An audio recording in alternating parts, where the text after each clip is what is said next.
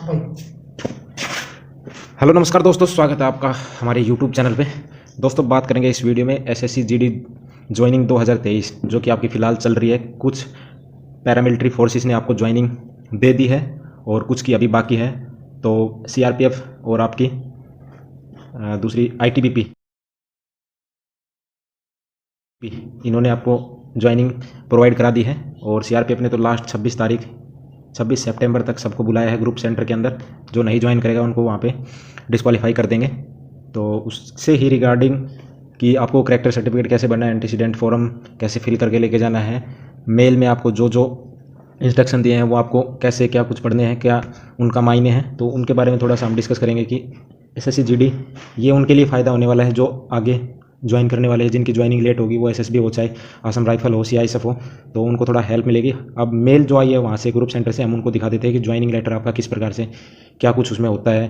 तो चलिए आप सीधा ज्वाइनिंग लेटर पे चलते हैं।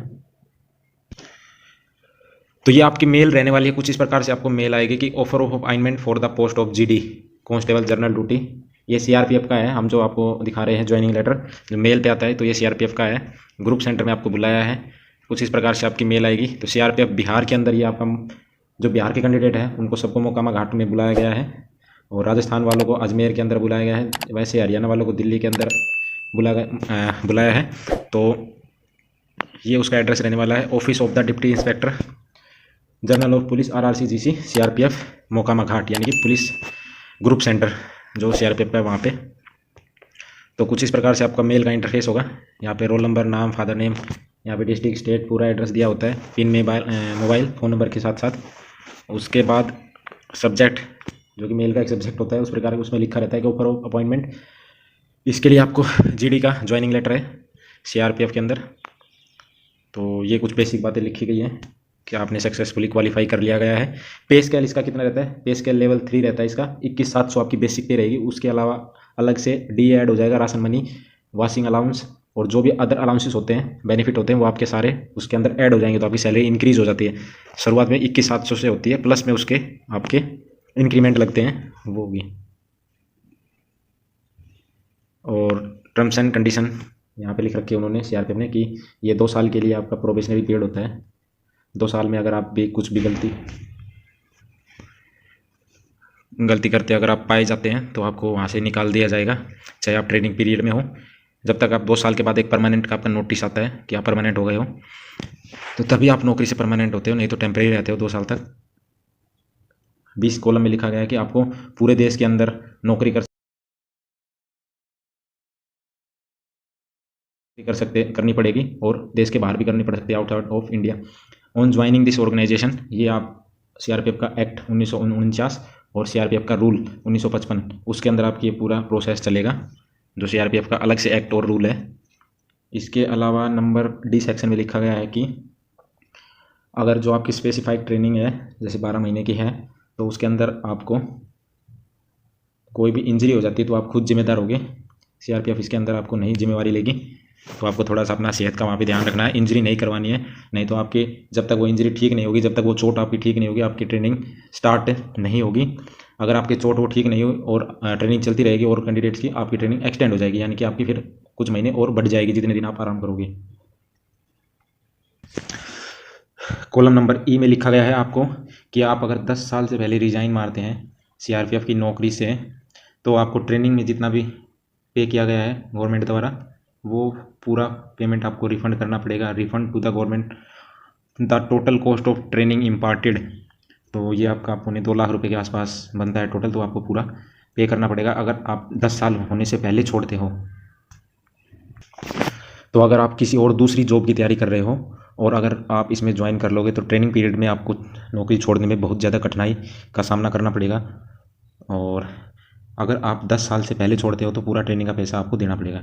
F नंबर कॉलम में आपको लिखा गया है कि आप इसके अंदर ज्वाइनिंग का जो भी प्रोसेस था, रिक्रूटमेंट रूल थे, उसमें आप सफल पाए गए हैं और आपको ज्वाइनिंग लेटर जारी कर दिया गया है। G नंबर कॉलम आप पे लिखा गया है सीआरपीएफ का कोई दायित्व नहीं है कि अगर आप यहाँ पे ज्वाइनिंग करने के लिए आ रहे हैं और रास्ते में आपके साथ कुछ भी हो जाए घटना, तो सीआरपीएफ इसकी कोई जिम्मेदारी नहीं लेता। H number section, on your appointment character and antecedents will be verified. जो आप करैक्टर फॉर्म और एंटीसीडेंट फॉर्म लेके जाओगे वो वेरीफाई जो आप लेके गए हो और उन्होंने वेरीफाई किया और आप फर्जी पाए गए तो आपको टर्मिनेट कर दिया जाएगा, वहीं से भगा दिया जाएगा घर पे। अगर आपने जानकारी छुपाई है या किसी भी प्रकार की, अगर आप पे पुलिस केस था और आपने नहीं वहाँ पे पास करवा के ले गए तो सीआरपीएफ वेरीफाई करेगा, तो कुछ भी मिस्टेक होगी तो आपको डिसक्वालीफाई कर दिया जाएगा। नेक्स्ट ये आपका पैरा 1, इसमें ऑथेंटिटी ऑफ एजुकेशनल, हाँ जो भी आपका डॉक्यूमेंट होगा, चाहे वो एजुकेशनल का आपका मार्कशीट हो, 10th का या 12th का कास्ट सर्टिफिकेट, EWS जो भी आपने दिखाया वहाँ पे प्रोड्यूस करोगे तो सीआरपीएफ इसकी आपकी वेरिफिकेशन करेगा।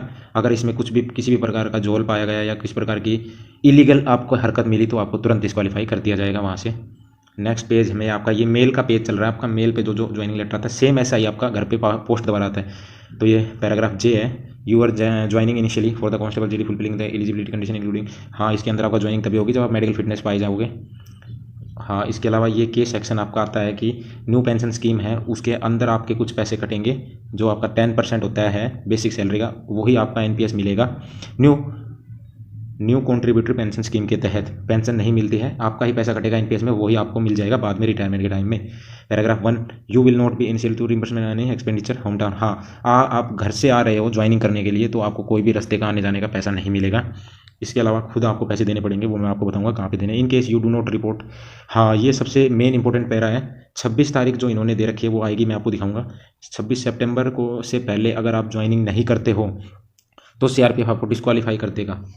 तो ये एक बहुत तगड़ी लाइन है, आप इस पर थोड़ा ध्यान दीजिए। तो ज़रूर ज्वाइनिंग कर ले अगर आपको ज्वाइनिंग करनी है 26 से पहले।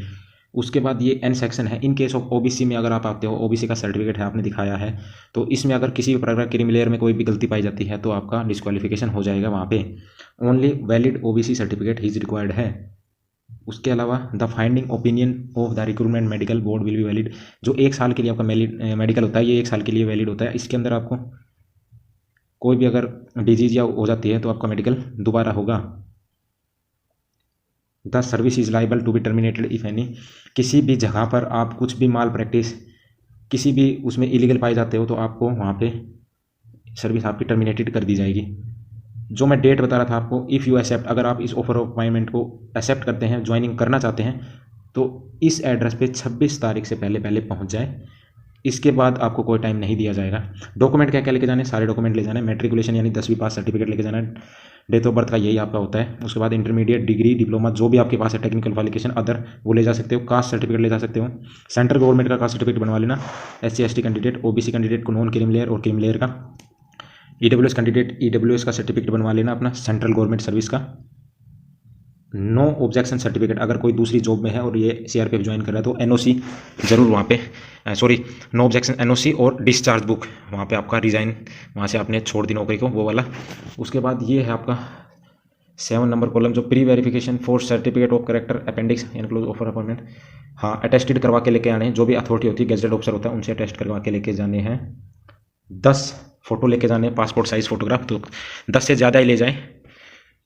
अगर आपने खाता खुलवा लिया है तो saving bank account state bank का आप लेके जाएं, ATM भी साथ लेके जाएं और चेक बुक भी ले लें। उनको बोल दें कि मेरा सर्विस अकाउंट खोल दें, जो भी आपके पास नियरेस्ट बैंक में होता है। और उस फोटो जो आपको बैंक की पासबुक मिलती है उसके फर्स्ट पेज की फ़ोटोकॉपी ज़रूर करवा के लेके जाएं, वहाँ पे आपको दिखाना पड़ेगा, तभी आपका सैलरी अकाउंट शुरू होगा उसमें।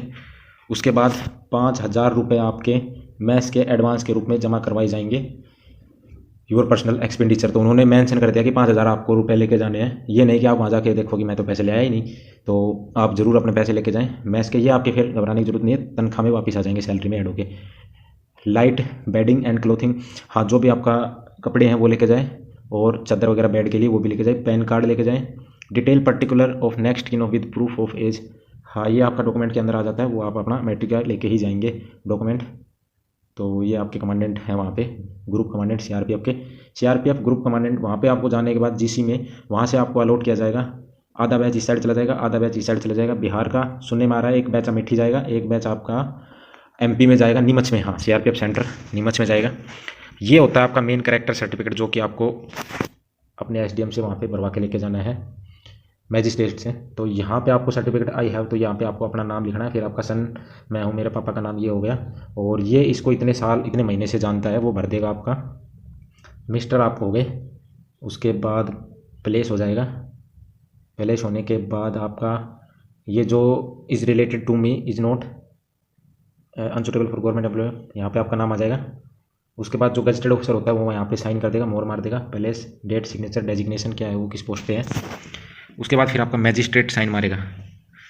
मैजिस्ट्रेट आई एम सेटिस्फाई, ये जो इसमें लिख रखा है सारी चीज़ें, ये आपका साइन तब होगा जब आपकी पुलिस वेरिफिकेशन कंप्लीट होगी अच्छे तरीके से। आप पे किसी भी प्रकार का कोई पुलिस केस नहीं होगा तो आपका ये मैजिस्ट्रेट साइन कर देगा। हाँ, अगर आपको समस्या आए तो डिस्क्रिप्शन में टेलीग्राम ग्रुप का लिंक है, वहाँ पे ज्वाइन करके आप कुछ भी पूछ सकते हो या फिर कमेंट कर सकते हो। तो यहाँ पे फिर आपका तुरंत डिस्ट्रिक्ट मैजिस्ट्रेट आपका साइन कर देगा जैसे आपको पुलिस वेरिफिकेशन देखेगा वेरीफाइड की कोई आप पे पुलिस नहीं है तो वो साइन कर देगा, कोई भी अगर आपका पे केस नहीं है तो इस प्रकार की एक मेल आती है आपसे SSC GD में आप पे सिलेक्शन होने के बाद। कुछ भी अगर कोई भी कॉलम समझ में नहीं आया हो या मैंने कुछ गलत बोल दिया हो किसी भी कॉलम के ऊपर तो आप अपनी राय कमेंट करके ज़रूर दे सकते हैं।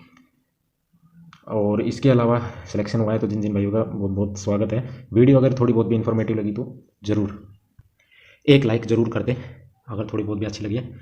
और इससे रिगार्डिंग अगर आपको कुछ भी पूछना है तो आप कमेंट करके पूछ सकते हो। सेम ऐसा का ऐसा ही मेल पे जो आया है ऐसा ही सेम आपका आता है डाक द्वारा पोस्ट से, सेम मैं वो आपको दिखा देता हूँ एक बार पोस्ट से कैसे क्या आता है। वीडियो काफ़ी लंबी हो गई तो इस प्रकार से आप देख सकते हो। इस प्रकार से ये लेटर हो गया मेन, तो पहले वाला पेज। उसके बाद ये कुछ इस प्रकार से आता है, सेम वही चीज़ें इसमें लिखी गई हैं, सेम वही जो मैंने आपको बताई है सेम चीज़ें हैं। कुछ भी अगर आपको समझ नहीं आया तो ज़रूर कमेंट करके पूछ सकते हो। ये देखिए सेम वही चीज़ें आई हैं इसके अंदर भी।